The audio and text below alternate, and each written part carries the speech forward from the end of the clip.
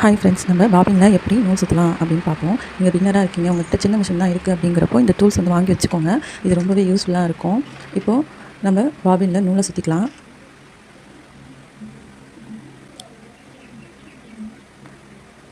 நூல் சுற்றிக்கிட்டு இப்போது நம்ம சுற்றினதுக்கப்புறம் நூல் வந்து நம்மளை பார்த்த மாதிரி இருக்கணும், ஆப்போசிட்டில் இருக்கக்கூடாது, நம்மளை பார்த்த மாதிரி இருக்கணும்.